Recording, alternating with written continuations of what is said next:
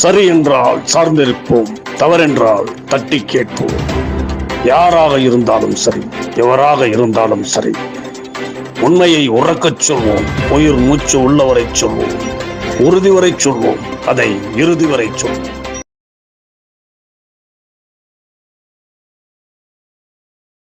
கூட்டம் பிரித்ததற்கு காரணம் ஒவ்வொருத்தரும் பார்த்த வேலைகள் அடிப்படையில் தான் நீங்க பிரிக்கப்பட்டிருக்கிறது.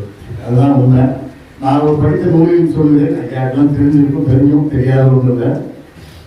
அது என்ன சொல்றாங்க, வெள்ளக்காரன் காலத்துல போருக்கு ஆரம்பிச்சிருக்காங்க. அப்ப வந்து நின்றர்கள்லாம் ஒரே இனம், தேவை இனம் வந்து நின்னாங்க. வெள்ளக்காரன் கேட்கலாம், இப்படி பேர் வந்திருக்கீங்களா, இது எப்படா, இது ஒரு ரிஸ்கான தொழிலாச்ச, உயிர் போனாலும் போயிருந்தேன், ஆபத்தான தொழிலாச்சுன்னு கேட்கிறான். எப்படி ஆபத்து?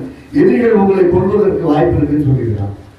தேவர்கள் அனைத்தும் சொன்னாங்க, நாங்கள் தான் எதிரியை தான் கொண்டுருவோங்க, நாங்கள் எப்படி சாவோம் இருக்காங்க. சரியா பேசுங்க, இவங்க தான் நமக்கு சரியான ஆடு. அத்தனை தேவமார்களை வேலைக்கு சேர்த்துக்கணும்னு சொல்லிட்டாங்க, சேர்த்தாங்க. அவர் 3 படையா பிரிச்சான்.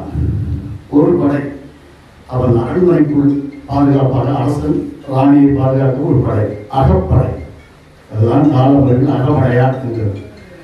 இன்னொரு படை ஊர் எல்லையில வச்சு ஒரு மரப்பணம் வெட்டி அதில் ஏறி வீரர்களை நிற்க வைத்தான், அது மரப்படை. இன்னொரு பிரிவை உளவு பார்ப்பதற்காக வெளிநாட்டு அந்நியர்கள் நம்ம எப்போ தாக்க வராங்க தெரிஞ்சு சொல்லுங்கன்னு ஒரு படையை 3ஆ பிரிச்சு அனுப்பிச்சான். அது உளவு படை, களவு படை, கள்ளர் படையாக மாறியது.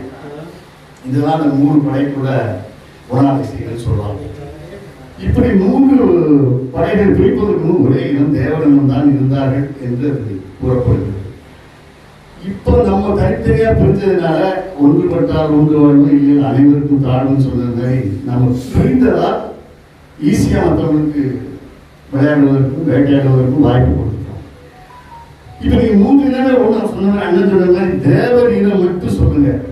நம்ம சம்பந்தப்பட்டது எவ்வளவு பிரச்சனை பண்றோம். அந்த கிளை இல்லை, இந்த கிளை இல்லை, அவர் வேற, கண்டது, அகமடையாரு சொல்லி எல்லாத்தையுமே பிரிச்சு தனித்தனி சங்கங்களை வச்சு கொண்டாடிட்டோம்.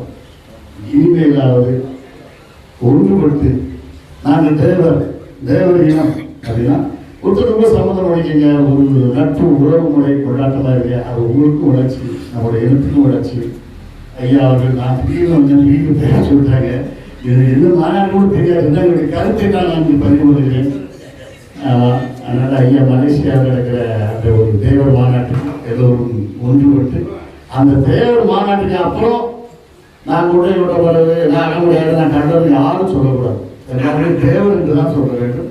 தேவர் என்ற ஒரு இனம் இருந்தால்தான் அண்ணன் சொன்ன மாதிரி அரசியலில் ஜெயிக்க முடியும், எல்லாத்தையும் நம்ம வெற்றி பெற முடியும். வெற்றி வேணும்னா ஒரே இனமா இருக்கணும், ஒன்றுபடணும். அப்போதான் வெற்றிகளில் வீரர்கள் நம்ம நிற்க முடியும், நெஞ்செழுத்து வாழ முடியும். அனைவரும் ஒன்றுபடுங்கள். முதலமைச்சருடைய ஆசீர்வாதமும் நிச்சயமாக அதுக்கு இருக்கும். அவரும் அப்படி ரொம்ப பிரித்தாள வேண்டும் என்று நினைக்கல, எல்லாம் ஒன்றாக தான் இருக்கணும் அவரும் ஆசைப்பட்டார். அந்த ஆசையை நிறைவேற்றும் என்று கூறி விடைபெறுகிறேன். நன்றி, வணக்கம்.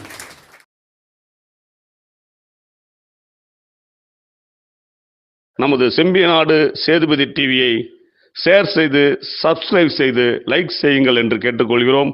நன்றி, வணக்கம் உறவுகளே.